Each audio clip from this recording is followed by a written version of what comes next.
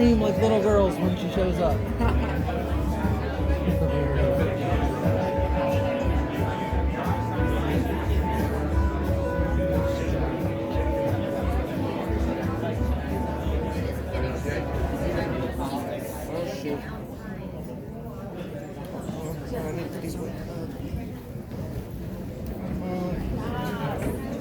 How's everybody doing today?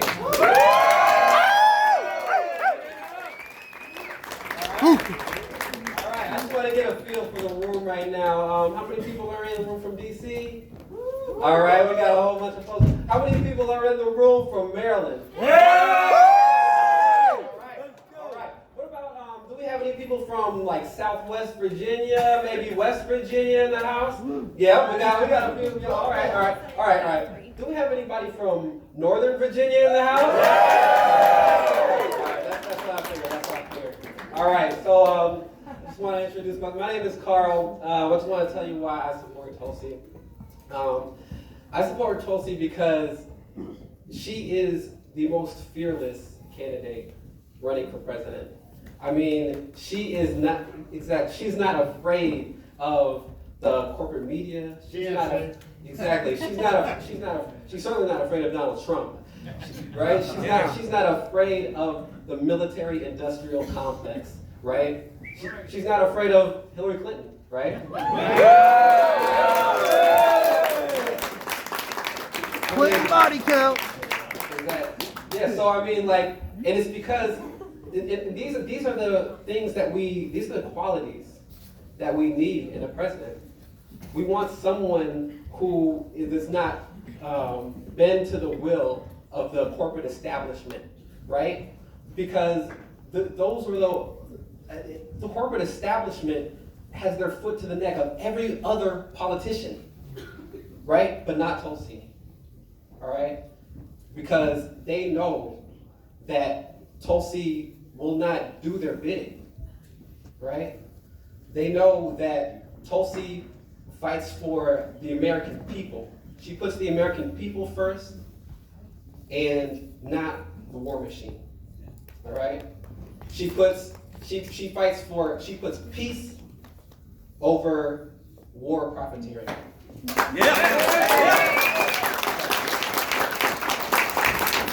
So that's why I support Tulsi Gabbard. And so it is my honor to introduce the first female combat veteran to run for president and your future president of the United States of America, Tulsi Gabbard.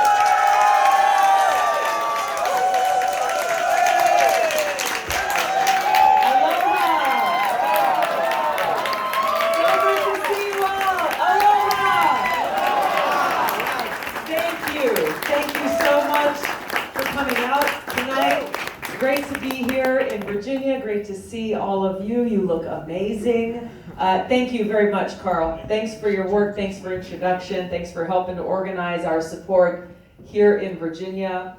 I want to say a quick thanks to Jason, who is hosting us here in the venue tonight. I don't know if you're in the room, Jason. Thank you, wherever you are. There you are. He's in the back. Thank you so much. Really, really appreciate it. Mahalo. It is, it's good to be here. We flew down this morning from Maine, and there was a wonderful family of supporters who hosted us in their home last night. They drove us to the airport, Abraham and I, and they told me, they said, oh, where are you going next? We're going to Fairfax. We got a town hall tonight. We're going to Richmond, Virginia tomorrow. He said, oh, okay, our daughter lives near Richmond. We're trying to convince her to go to your town hall, but she hates politics. You know what I told them? So do I. I said, we're going to get along just fine. Because what is it? What is it that makes people hate politics? What is it that makes people want to stay at home, Liars. not want to get involved, not want to talk about these issues, not want to dive into what is our politics today?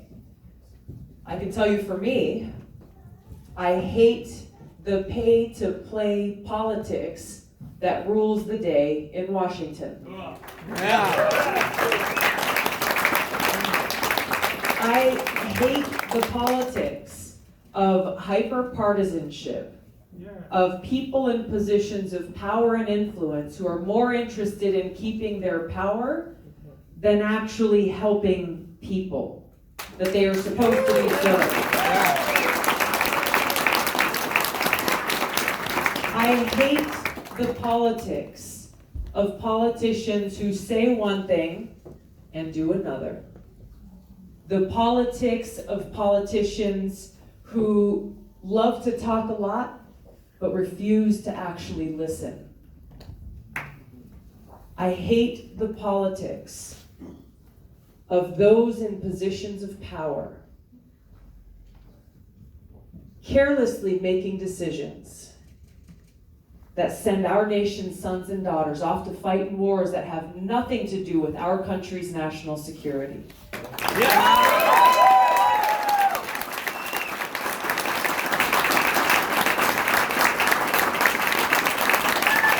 And this, let me tell you what I love. I love our country.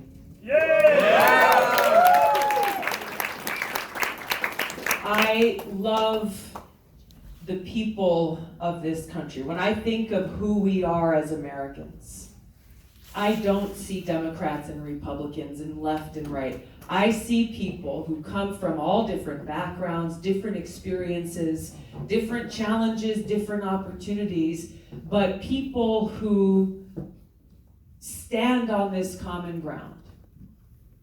The Constitution of the United States. And this promise of a more perfect union that is only possible when we stand together as Americans.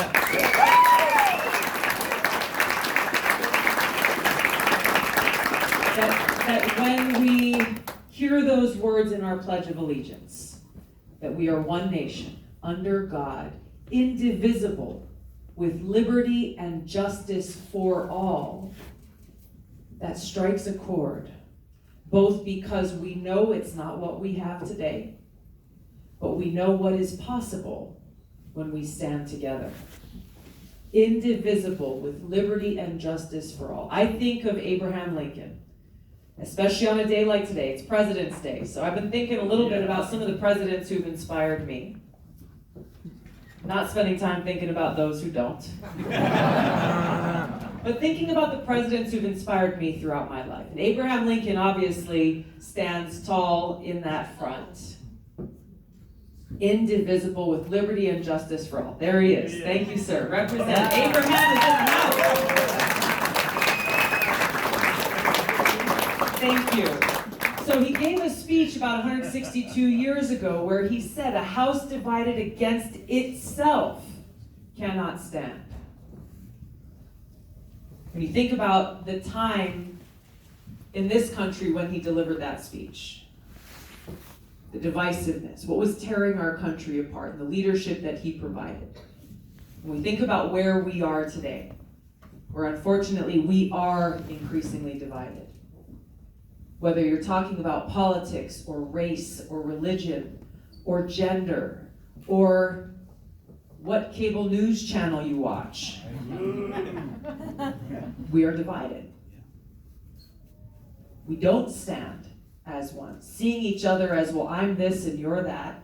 I'm right and you're wrong. I'm good, you're bad.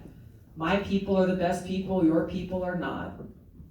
Eroding this very foundation of who we are as a country and what we can accomplish when we stand together. And that's what my focus has been. That's what my focus continues to be, is saying, you know, my constituents, my voters in Hawaii, they've placed a huge amount of trust in my ability to be their voice, to represent them, to serve them, as has every single leader in this country. And our jobs, literally, is to solve problems. It's to solve problems.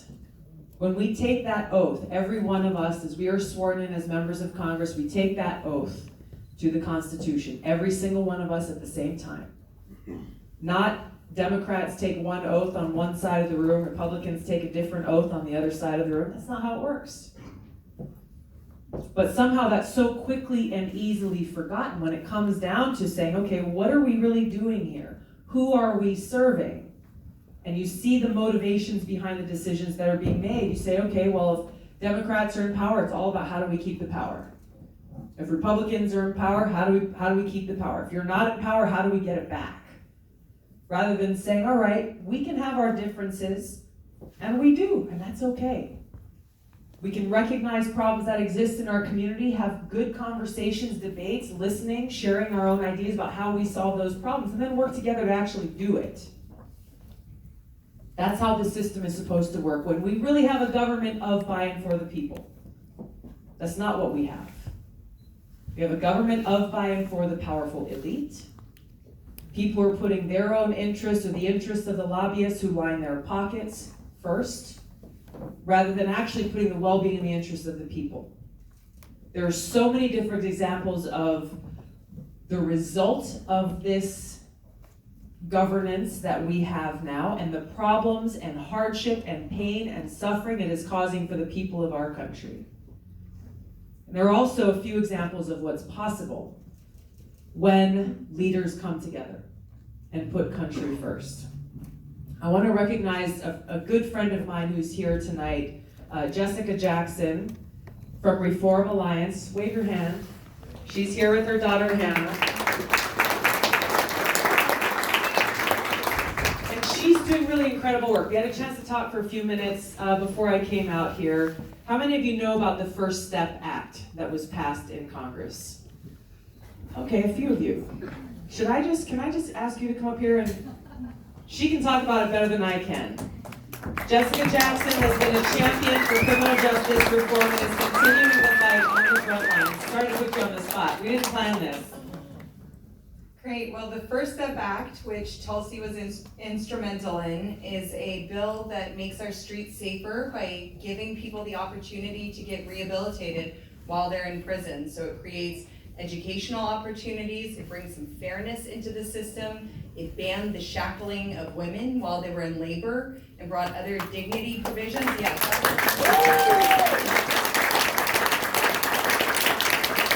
and brought other dignity provisions so that people who are in prison really have a meaningful opportunity to succeed when they come home. Would not have been possible if Tulsi hadn't stepped up and helped us get the support we needed in the House when many other people were saying, let's not give the president a win. So Thank you. Thank you, Tulsi. Thank you.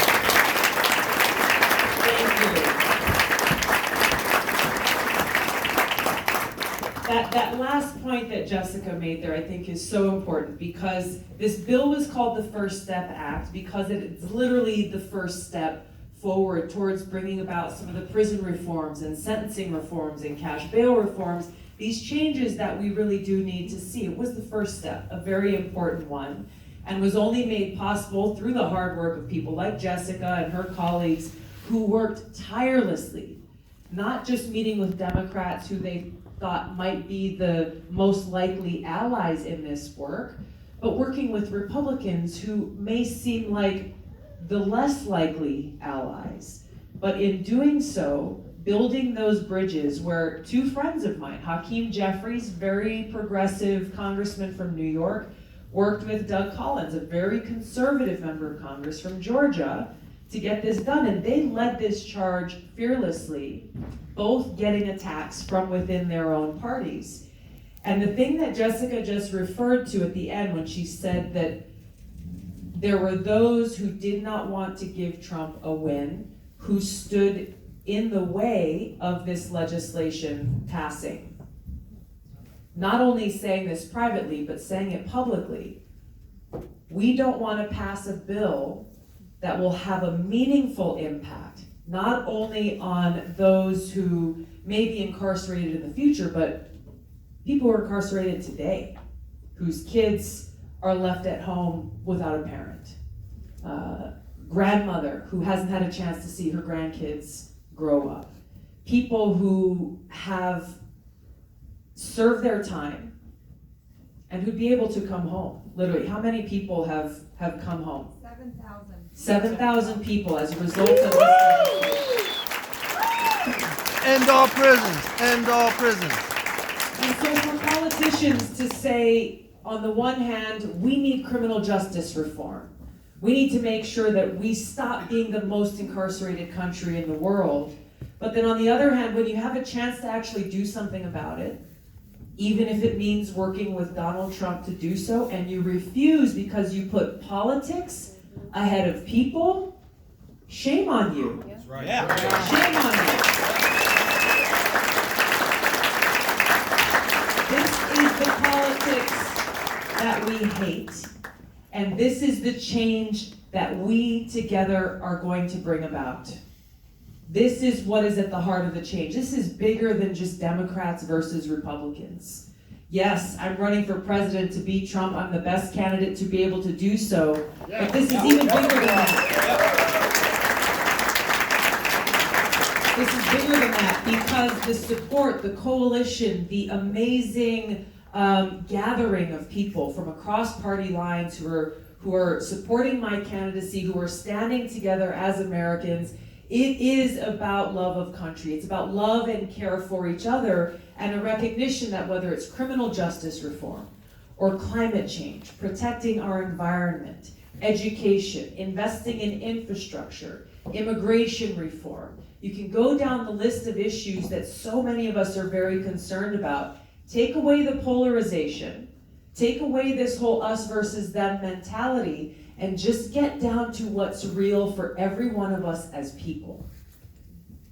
We all come from, families or those who are around us who we care about. We come from a home or a community that we appreciate, that we want to protect. And that we stand together to uphold the freedoms enshrined in this Constitution, guaranteed to every single American, and will continue to fight to ensure that we achieve that equality and justice. Liberty and justice for all. It is within our reach.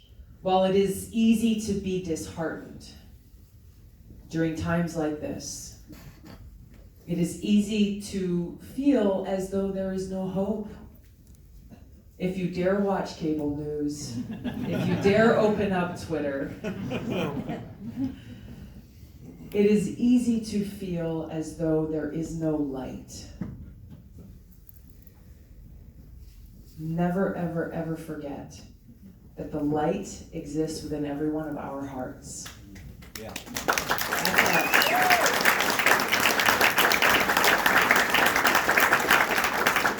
That the hope that we're looking for, it's in our hands. That when our founders wrote the Constitution, they chose those first three words for a reason. That during times like this, it is we, the people, that will rise up and determine our future. It is we, the people, that our leaders must remember they are committed to serve. It is we, the people, taking action, standing together to ensure that our government is truly of, by, and for the people. Yes, there are obstacles. When you have so much corruption in our own government, when you have corporate special interests, high-powered lobbyists, people throwing money into this system to stack the odds against the people, challenges are great. When you have the corporate media trying to silence our voices because we dare speak the truth, because we dare challenge this warmongering foreign policy establishment, because we dare speak out for an end to regime change wars.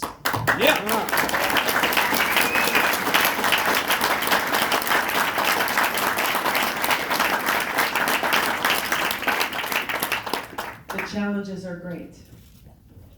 Do not underestimate the power of our voices and our ability together to bring the change that we need to see. Especially during times like this. We're just a couple of weeks out from Super Tuesday, when y'all have the opportunity to go and vote. But if you watch the news, sometimes you may feel as though the election is already done, that winners have been declared, losers have been declared, because, hey, look, Iowa and New Hampshire already voted. What is the rest of the country gonna do? The rest of the country is gonna vote. We got 50 states in this country. Like 50 territories.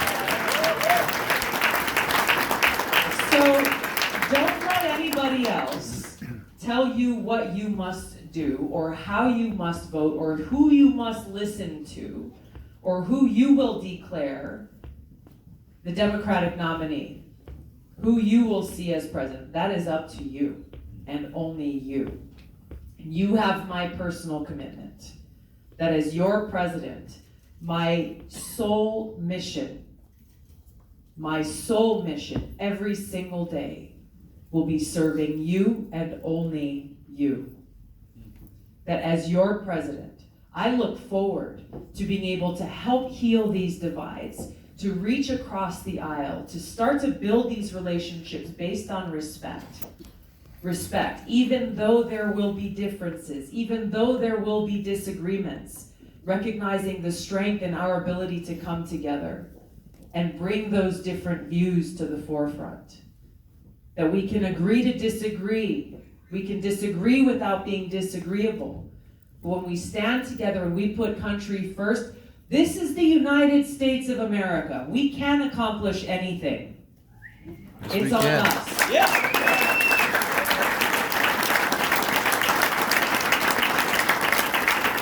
And this is how we get it done. This is how we get it done. We the people taking action, making sure our voices are heard through our votes, and not stopping there. Not just going to the ballot box and saying, all right, good, I did my duty, I'm gonna go back to my life and turn my back on the world. No. It continues. The work continues. The service continues. Because once you elect me president, I'm gonna need you all to get to work right alongside me. Holding leaders in Washington accountable. Speaking truth to power. Making sure that there is honesty, starting to make these changes that we need to see to root out this corruption. Make it so members of Congress, leaders in Washington, they should only be able to accept campaign contributions from you, from voters in this country, Yes. not from PACs, not from lobbyists, not from corporations.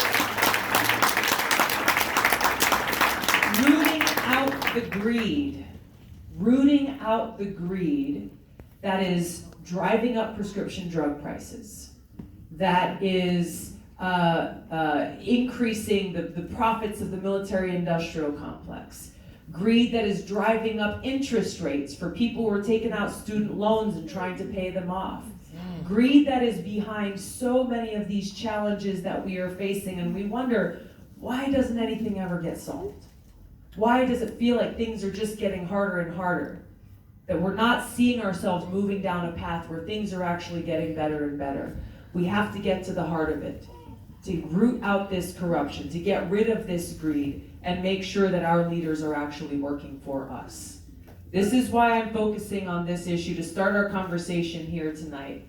Because I know as we talk through, I want to hear what's on your mind, answer questions or concerns you have, but this is something that we've got to stand together to remind our leaders that this country is built upon a democracy, that we are a democratic republic, and that it is our voices that dictate who our leaders will be. We decide who will be hired and who will be fired, and make sure that our government is serving the people of our country. Thank you so much for being here with us. Thank you.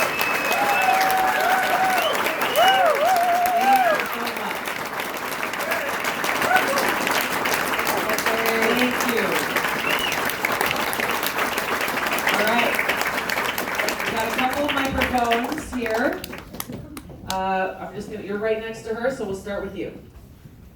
Thank you, Tulsi. Thank you. Ingrid Monkevich from DC. As you know, I've been pulling for you since 2015, so I am thrilled and thankful that you're doing this. Thank you. I want to ask you a question about Syria. We know that in 2018, this administration launched missiles which destroyed a research facility near Damascus, supposedly in response to an alleged chemical attack in Duma. Long after that, an OPCW report was released, and now, even a year after that, we know that there are whistleblowers within the OCPW, that's Organization for the Prevention of Chemical Weapons, their investigation team that went to Duma. There is a dissenting opinion among those investigators that not only did the Syrian Arab Army not commit that attack, but that it wasn't even a chemical attack. The lead whistleblower, Ian Henderson, an engineer from South Africa, a couple of weeks ago presented his complaint at the UN. This has not been covered. And what part of what he asked for was an independent investigation.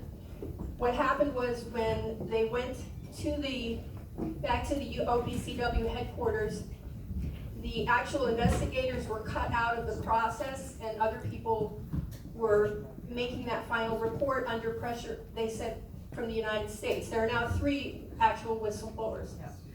Would you be willing to support, perhaps even lead, a demand for an independent investigation of that? Thank you very much, Ingrid.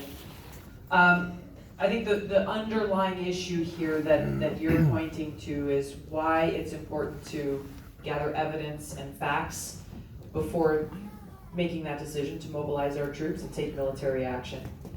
I have already sent a few letters to the UN's OPCW asking a whole number of questions based on the leaked information that has come from these whistleblowers within the UN, and will continue to follow up with those questions. We have not gotten any satisfactory response thus far. I've gotten a couple of letters of acknowledgement, but no real answers to the questions that we're asking. And as always, I will continue to seek the truth.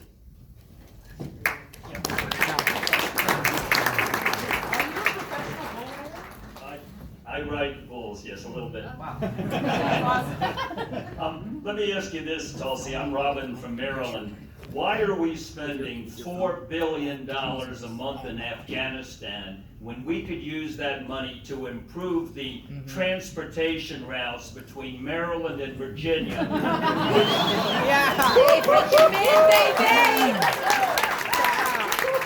are gridlocked more than 12 hours a day, or to build a new bridge across the Chesapeake Bay. It's racial discrimination. You're talking my language, sir. This is the question, though, right? This is the question. I get asked sometimes, Tulsi, why do you always talk about foreign policy? Foreign policy is domestic policy. Foreign policy is domestic policy in 2 very critical ways. You've pointed out one, that whether it's in Afghanistan or in other countries in the world, whether it's in Iraq and Syria, we should all be asking this question. Why are our taxpayer dollars continuing to be spent? Is it making us safer?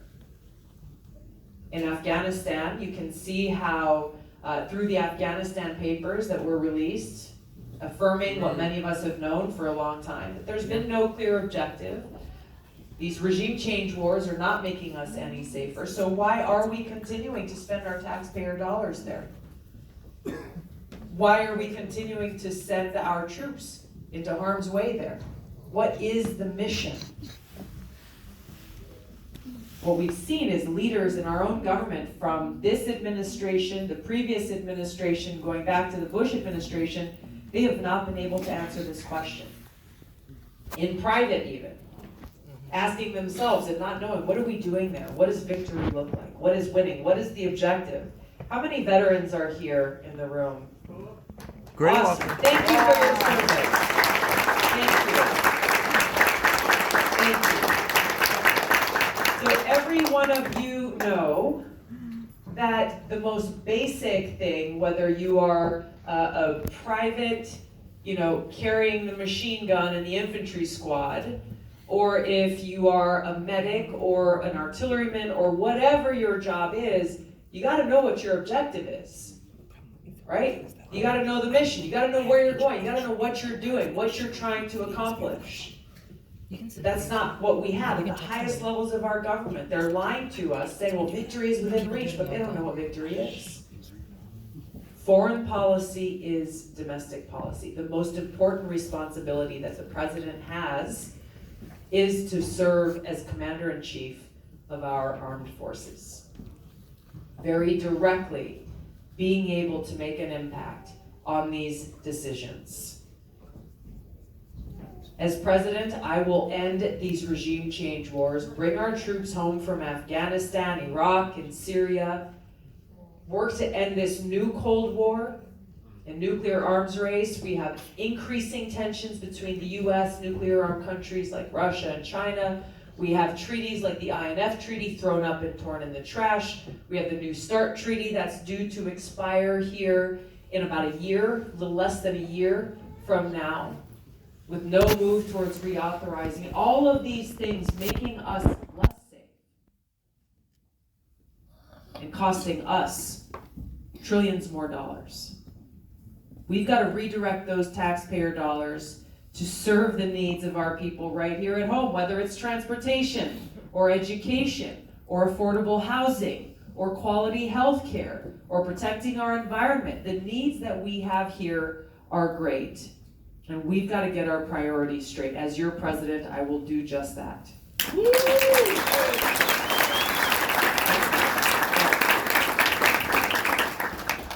Love what you're saying, Tulsi. I'm Don Jeffries, an author and radio host. You remind me of my friend Cynthia McKinney. I'm sure you knew her next year. You're sounding a lot of the same things. As a longtime JFK assassination researcher, I was pleasantly surprised to see you photograph reading JFK and his people. What do you think of that? Well, you're impressed. I don't want to get you in more trouble with me. But I know you know the truth. If you have, I haven't finished reading the book yet. I honestly haven't. It from what I have read, it uncovers a lot of things and speaks to what happened in a way that I haven't seen anywhere else. Yes, sir. That, yep. Thank you for sign waving earlier, by the way. I drove by, I think you had your headphones in. I was waving and yelling, you didn't even see me. I know. You were focused on your job. Hey Tulsi, my name is Terrence Thompson. I drove up here from Norfolk, Virginia, so Thank it was you. a 4-hour drive up Thank here. you. Really appreciate Well it. worth it. I couldn't miss this opportunity. I'm doing my very best to put you out there because last 2 days I've been